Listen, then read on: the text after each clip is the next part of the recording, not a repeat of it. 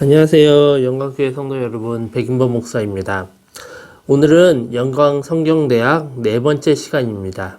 그동안 1, 2, 3강을 들으시고 답글을 달아주신 분들 감사합니다. 제가 처음에 1강을 시작하면서 답글을 달아달라고 했는데 막상 제가 그 답글을 달아주신 분들에 대해서 다시 답글을 달지 못했네요. 지금 이 자리를 빌어서 답글을 달아주신 분들, 그리고 강의를 들어주신 분들께 다시 한번 감사를 드립니다. 이제 절반이 지났습니다. 저희가 마지막 7강까지 저희가 함께 잘 들어주시면 감사하겠습니다. 오늘은 네 번째 강의 주제는 바로 은혜입니다. 기독교에서 사랑 다음으로 가장 많이 사용되는 단어를 뽑아보면 아마 은혜가 뽑힐 것입니다. 어쩌면 사랑보다 더 많이 사용될지도 모르겠습니다. 우리가 기독교를 믿으면서 하나님이 우리에게 은혜를 주신다, 우리가 은혜가 충만하기를 바란다 라는 것은 우리가 일상생활에서도 너무나도 많이 사용하는 용어입니다. 근데 문제는 이렇게 은혜라는 것을 저희가 너무나도 쉽게 사용을 하다 보니까 이것이 원래 무슨 의미이고 어떨 때 쓰여졌나 라는 것들을 저희가 쉽게 잃어버리게 됩니다. 그래서 성경에서는 이것들이 구체적으로 어떻게 쓰였는지 저희가 한번 살펴보도록 하겠습니다. 먼저 구약성경에서 이 개념은 호의라는 단어로 번역이 됩니다. 그래서 이 단어는 구약 전체에서는 45회가량 등장을 합니다. 그리고 이 단어가 가장 먼저 쓰인 것은 창세기 6장 8절에 노아는 여호와께 은혜를 입었더라 라는 곳에서 나옵니다. 또 이 은혜와 비슷한 개념으로 자비 혹은 인자라는 개념도 있는데 이 단어는 75번 등장한다 라고 합니다. 그래서 시편 136편에 보면 여호와께 감사하라 그는 선하시며 그 인자하심이 영원합니다 라고 나오는데 그 인자하심이 영원하다 라는 표현이 계속 반복해서 나옵니다. 거기에서 나오는 이 인자가 뜻하는 것이 바로 은혜를 뜻하는 말입니다. 또 이 은혜라는 단어는 신약 성경에 55회 등장을 합니다. 동사나 형용사까지 쓰인 것을 다 합치면 200회가 넘게 나오고 있다라고 합니다. 그래서 요한복음 1장 17절에 보면 율법은 모세로 말미암아 주어진 것이요 은혜와 진리는 예수 그리스도로 말미암아 온 것이라 라고 나옵니다. 하나님이 바로 이 인간에게 하나님께서 이 인간에게 은혜와 진리를 주셨다라는 것입니다. 또 이 은혜와 진리를 잘 사용한 사람이 있습니다. 바로 바울입니다. 바울은 이 당시에 편지를 많이 썼었는데 이 당시에는 보통적으로 편지를 쓸 때 일정한 형식이 있었습니다. 보통 우리가 편지를 쓸 때 처음 시작은 날씨 이야기로 많이 시작을 하잖아요. 근데 그런 거와 마찬가지로 구약시대에는 주로 문안드립니다 라고 쓰는 것들, 또한 격식 있는 사람들은 건강을 묻는 것들도 많았다라고 합니다. 근데 바울의 편지를 보면 대부분의 시작이 은혜와 평강이 있기를 원하노라 라는 말로 시작되고 있습니다. 이것은 그만큼 바울이 은혜와 평강을 강조하고 다른 사람에게도 그것이 있기를 간구하였다라는 것입니다. 그럼 이 은혜가 정확히 어떤 뜻이길래 사람들이 이렇게 많이 사용을 하고 기독교의 중요한 문장이 될 수 있을까요? 이 은혜라는 단어의 뿌리는 관대함이라는 개념입니다. 비슷하게는 너그러움, 자애로움, 후함, 관용 등이 연상될 수 있습니다. 실제로 우리가 성경을 보면 선물과 은혜가 한 문장에 같이 등장하는 것도 볼 수 있습니다. 로마서 5장 15절에 보면 더욱 하나님의 은혜와 또한 한 사람 예수 그리스도의 은혜로 말미암은 선물은 많은 사람에게 넘쳤느니라 라고 나옵니다. 그래서 하나님이 우리에게 예수님이라는 선물을 주셨고 우리는 그 예수님과 그분의 사역을 통해서 하나님의 관대함과 친절함을 경험하게 되는 것이다 라는 것입니다. 근데 이 은혜라는 개념은 신약에서만 나오는 개념은 아닙니다. 흔히 사람들이 구약의 하나님은 전쟁의 하나님이시고 진노의 하나님이라고 생각하고 신약의 하나님은 사랑의 하나님이라고 생각을 합니다. 하지만 저희가 성경에 나오는 것들을 보면은 하나님은 인류의 천지 창조 때부터 우리에게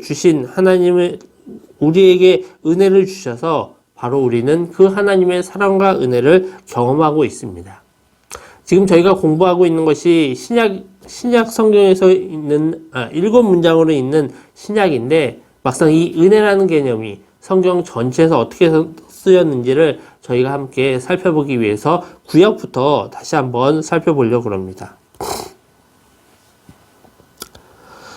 아까 이야기했듯이 지금 사람들이 계속 구약의 하나님에 대해서 은혜를 생각하지 못하는 것은 구약에는 율법이 너무 많이 나오기 때문에 그렇다라고 생각해서 그렇습니다. 또한 구약에 보면은 그 율법을 지키지 못해서 벌받는 이스라엘 민족의 모습들도 많이 나오고 있습니다. 그러다 보니까 구약의 하나님은 마치 몽둥이를 들고 우리가 율법을 지키는지 안 지키는지 살피는 무서운 하나님으로 착각을 하는 것입니다. 하지만 하나님의 은혜는 처음 창조 때부터 인간에게 집중되었습니다. 아담이 어떤 선한 일을 해서 에덴 동산에 살게 된 것이 아닙니다. 아담이 하나님께 충성을 맹세하여서 그에게 모든 과일과 열매들이 주어진 것이 아닙니다. 모든 것은 하나님께서 이미 계획하시고 만드시고 아담만저도 창조하시고 그것에 살게 하면서 하나님이 만드신 모든 것을 관리하고 누리도록 하셨습니다. 그래서 에덴 동산에서의 모든 것은 그 아담의 충성에서 비롯된 것이 아니라 하나님의 은혜로 아담에게 주어진 것입니다. 창세기 12장에 아브라함을 부를 때도 마찬가지였습니다. 아브라함이 하나님께 충성을 맹세하여서 그가 하나님 보시기에 기쁜 일을 해서 하나님이 그를 부르신 것이 아닙니다. 창세기 11장에 보면 셈의 후손으로 데라가 나오고 데라의 후손으로 아브라함이 등장합니다. 그리고 하나님이 아브라함에게 말씀하셔서 너는 너의 고향과 친척과 아버지의 집을 떠나 내가 내게 보여줄 땅으로 가라 라고 하십니다. 그리고 그에게 큰 민족을 이루고 내 이름을 창대하게 하고 내가 복의 근원이 될 것이다 라고 말씀하십니다. 이 아브라함의 행동에서 나오는 것은 아브라함이 이 모든 말씀을 듣고 4절 말씀에 보면은 이에 아브라함이 여호와의 말씀을 따라갔고 라고 나옵니다. 하나님이 아브라함에게 모든 축복을 주시고 아브라함은 그 하나님의 말씀에 순종하였다라는 것입니다. 그리고 창세기 15장에 가면 하나님이 약속하신 것들이 아직 이루어지지 않았습니다. 아브라함은 하나님께 자신에게 자식이 없다라고 이야기를 합니다. 그러자 하나님이 다시 한번 약속을 주십니다. 그러자 6절에 아브라함이 여호와를 믿으니 여호와께서 이를 그의 의로 여기시고 라고 나옵니다. 아브라함이 여호와를 믿기로 결심하니까 하나님께서 이것을 그로 의로 여기셨다라는 것입니다. 그래서 한 성경학자는 이것을 아브라함은 아직 하나님의 약속을 얻을 만큼의 의의 수준에 이르지 못하여서 하나님의 약속이 지연되었다가 그가 하나님을 믿기로 하니 그제서야 하나님의 약속이 실현되었다라고 해석하기도 합니다. 또 우리가 아브라함에게서 볼 수 있는 것은 그가 할례를 매우 늦게 받았다라는 것입니다. 할례는 이스라엘 남자들이 태어난 지 8일 만에 받는 것으로 이 사람이 하나님의 백성이라는 것을 공식적으로 드러내는 것입니다. 근데 아브라함은 창세기 17장에 이르러 그의 나이가 99세가 되어야 할례를 주십니다. 그러고 나서 이삭을 주시겠다라고 합니다. 결국 아브라함은 아직 할례를 받지 않은 상태에서 의롭다함을 얻었습니다. 그리고 하나님은 자신의 약속을 실행해 나가셨습니다. 결국 하나님이 아브라함을 부르시고 그에게 여러 축복을 주신 것은 아브라함에게 의가 있어서 그가 대단한 믿음이 있어서 그에게 어떤 자격 조건이 되어서가 아니라 바로 하나님의 은혜였다라는 것입니다. 이것은 모세도 마찬가지입니다.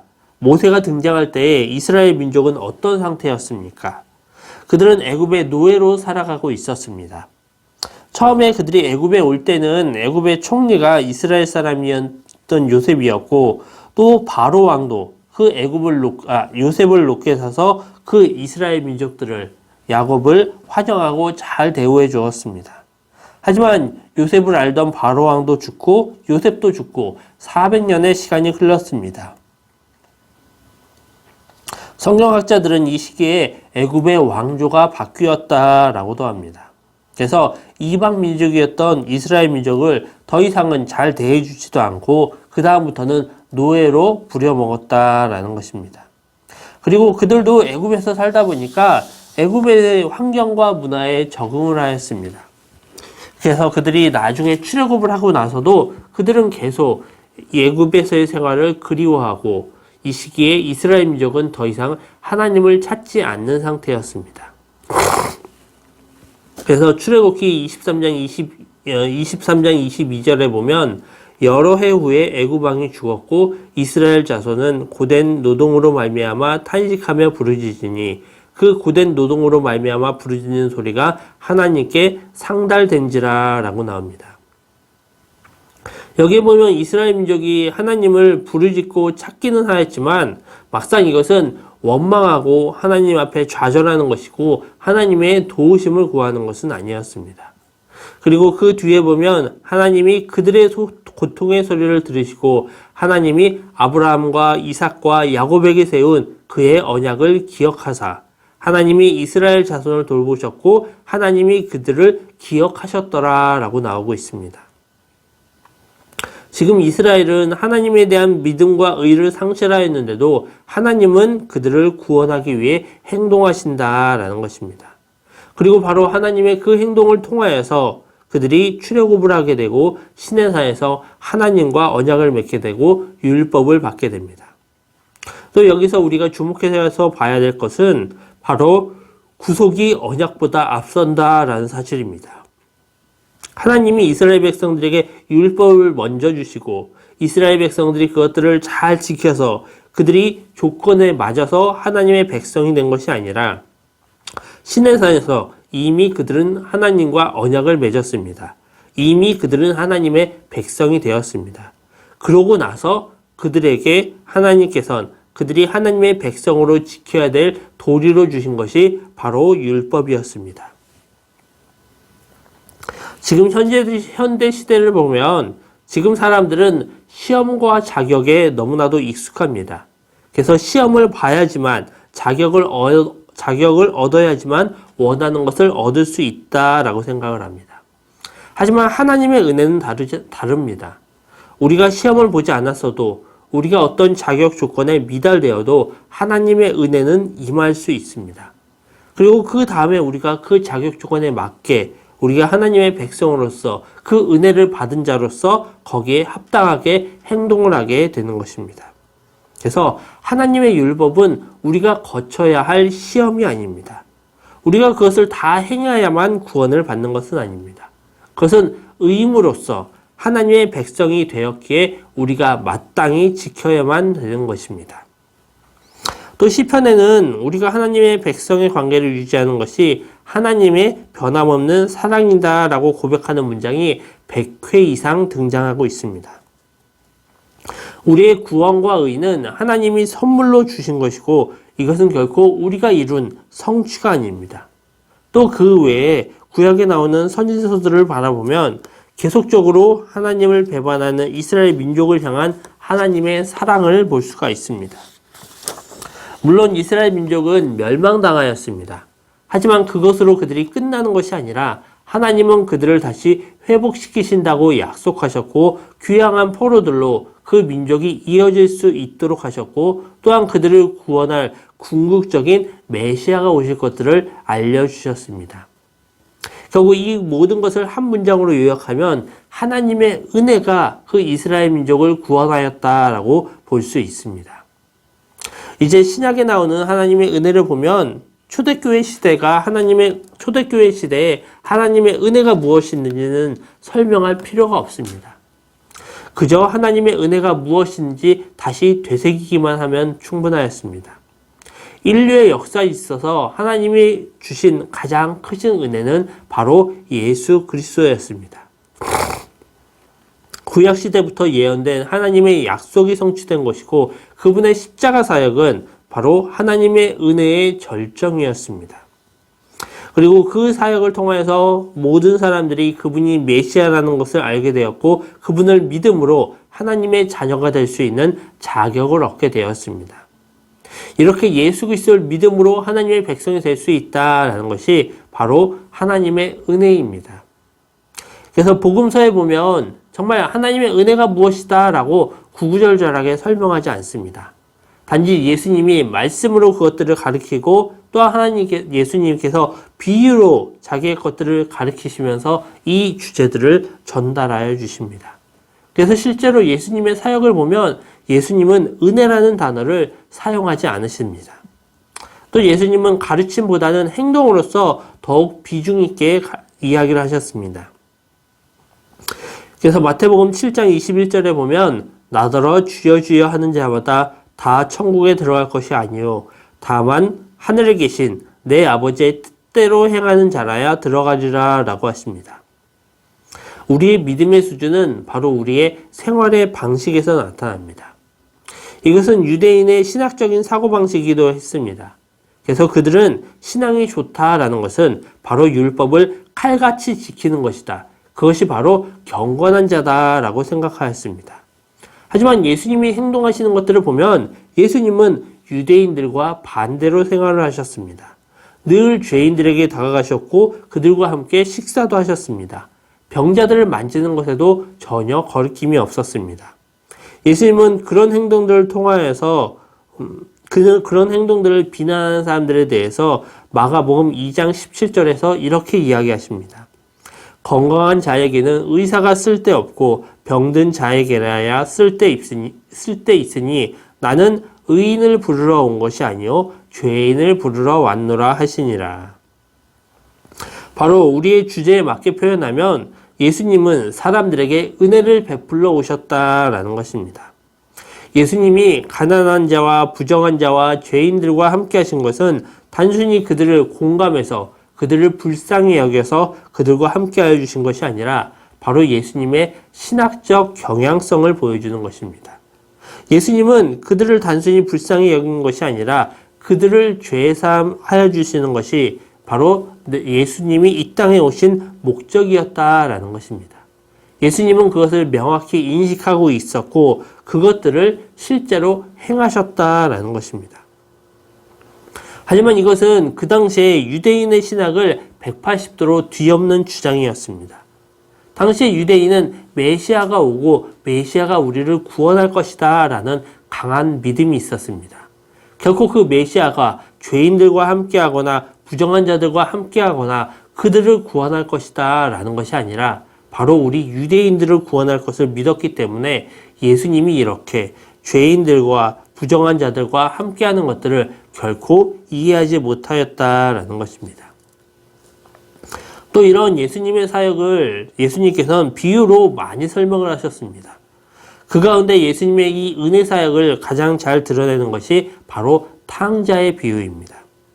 탕자는 아버지에게 무례하게 행하였고 아버지의 유산을 미리 받아서 다른 나라에 가서 그것을 다 탕진하여 버렸습니다. 그리고 갈 곳이 없어지자 다시 집에 옵니다. 근데 그가 집에 오면서도 바라고 기대했던 것은 내가 이 집에서 다시 아들로서 환영을 받고 아버지의 아들로서 모든 그런 것들을 누려야 되겠다라는 것이 아니라 내가 이곳에서 이제는 그냥 하인으로서 내가 배만 굴지 않고 내가 여기에서 하인으로서 살아야 되겠다라는 마음으로 그곳에 다시 돌아왔습니다. 하지만 기대와 달리 그가 집에 오자마자 아버지는 뛰어나가서 그를 맞이하여 주었습니다. 그리고 그 둘째 아들을 위하여 성대한 잔치를 베풀어 주었습니다. 계속 아버지의 곁을 지켰던 큰아들이 반발하였지만 여전히 아버지는 인내와 자비와 은혜를 보여주십니다. 또 예수님께서 하신 비유 가운데 잔치를 베푼 사람의 비유가 있습니다. 여기에 보면 그 잔치를 베푼 사람이 사람들을 초청하였습니다. 근데 사람들이 그 초청을 거절합니다. 그러자 그는 잔치를 멈추는 것이 아니라 아예 주변에 길에 있던 사람들, 그가 잘 모르는 사람들까지도 다 초청하여 부르는 주인의 베품을 바라보게 됩니다. 또 세 번째로 포도원 일꾼의 비유가 있습니다. 여기에 보면 하루 종일 일한 사람과 한 시간 일한 사람이 동일한 품삯을 주는 것을 보게 됩니다. 그것에 대해서 일꾼들은 반발하지만 그것이 주인의 마음이다 라고 이야기합니다. 이 비유들이 다 이야기하는 것이 바로 은혜를 이야기하고 있습니다. 예수님이 살던 그 시대나 지금 우리가 살고 있는 현대 시대나 지금 시대에는 일반적인 상황에서는 은혜가 존재할 수 없습니다. 은혜보다는 경쟁과 공정을 더 중요하게 여깁니다. 그리고 어쩌면 사회 질서를 유지해 나아가기 위해선 그렇게 경쟁을 통해서 특별한 사람들을 뽑고 어떤 일을 하는 데 있어서 그냥 은혜를 베푸는 것이 아니라 공정하게, 정확하게 하는 것들이 필요해 보입니다. 하지만 하나님 아버지의 마음은 이렇게 경쟁에서 뒤처지고 또한 자기의 욕망에 의해서 범죄한 사람들까지도 돌보시는, 다시 일으켜 세우시는 은혜를 베푸신다라는 것입니다. 그리고 하나님은 예수 그리스도를 통해서 그러한 사람들을 하나님의 자녀로 부르십니다. 성경에 나오는 인물들 가운데 바로 이러한 하나님의 은혜를 가장 크게 경험한 사람이 사도 바울입니다. 바울이 이전에 사울일 때는 어땠습니까? 그는 은혜가 아닌 삶을 살았습니다. 그는 태어나면서부터도 로마 시민이었고 학문적으로 엘리트의 교육을 받았고 그는 어려서부터 모든 율법을 빠지지 않고 다 지켰습니다. 그는 당당하게 나는 모든 경쟁에서 이겼고 나는 공정하게 모든 것을 누릴 수 있는 유대인이다 라고 주장할 수 있었습니다. 하지만 그가 예수 그리스도를 만나자 어떻게 되었습니다? 바로 그는 하나님의 은혜가 무엇인지를 경험하게 되었습니다. 그러면서 여지껏 자기가 믿으면서 살아왔던 그 모든 것들이 헛된 것임을 깨닫고 예수 그리스도의 은혜를 전하는 자로 살아가게 됩니다. 그래서 저희가 앞에 보았던 것처럼 그의 편지에 항상 앞부분에 나오는 것은 하나님의 은혜와 평강을 전한다라고 하였던 것입니다. 그리고 바울은 실제 그것을 전하기 위하여서 자신의 모든 것을 버리고 모든 것을 희생하였습니다. 한국 교회에 농담처럼 쓰이는 말이 있습니다. 교회를 3년 이상 다니면 바리새인이 된다라는 말입니다. 사람들이 처음 구원을 받았을 때는 무엇이 감격스럽습니까? 하나님의 은혜가 감격스럽습니다. 내가 정말 죄인이고 내가 정말 교회 앞에서 하나님 앞에서 결코 구원받을 수가 없는 존재인데 하나님이 나를 구원해 주셨구나. 이것이 하나님의 은혜구나 라는 것이 너무나도 감격스럽습니다. 하지만 막상 교회에서 신앙생활을 계속 해나가다 보면 이 하나님의 은혜는 잃어버리고 내가 무엇인가를 하고 행하는 것을 앞세우는 바리새인처럼 행동하게 된다라는 것입니다. 그리고 그것을 가지고 나와 다른 사람을 비교하고 다른 사람을 비난하다가 그 가운데서 다툼이 일어나고 상처를 받는 사람들이 생기게 됩니다. 이렇게 현대사회에서 점점 교회도 그 은혜를 잃어버리고 있습니다. 그리고 교회가 은혜를 잃어버린다라는 것은 바로 하나님의 은혜를 받은 그 백성들, 교인들이 은혜에 대해서 까먹고 있다라는 것입니다. 이 책을 쓴 저자는 휘튼 대학의 교수였습니다. 그가 25년 넘게 휘튼 대학에서 교수로 재직하였다라고 합니다. 근데 2010년도에 새롭게 그 휘튼 대학의 총장이 취임하였다라고 합니다. 그러면서 그가 깜짝 놀랄 만한 설교를 하였는데 그것은 바로 하나님의 은혜를 다시 발견해야 된다라는 설교를 했다고 합니다. 휘튼 대학은 신학교였었고 부흥의 역사를 가지고 있는 대학입니다. 그리고 그 학교의 학생과 교수들은 대부분 그리스도인이고 하나님의 말씀을 더 배우고 전하기 위해서 그곳까지 왔는데 막상 그 사람들에게 하나님의 은혜를 다시 발견해야 된다라고 설교하였다라는 것입니다. 이것은 지금 한국교회도 마찬가지로 선포되어야 될 말씀인 것 같습니다. 지금 한국교회가 사회로부터 너무나도 많은 비난을 받고 있습니다. 심지어는 혐오의 대상이 되기도 합니다. 우리는 이런 상황 가운데서 세상 사람들과 맞서 싸우거나 우리의 율법만 주장하는 것이 아니라 하나님의 은혜가 무엇인지 다시 생각해야 됩니다.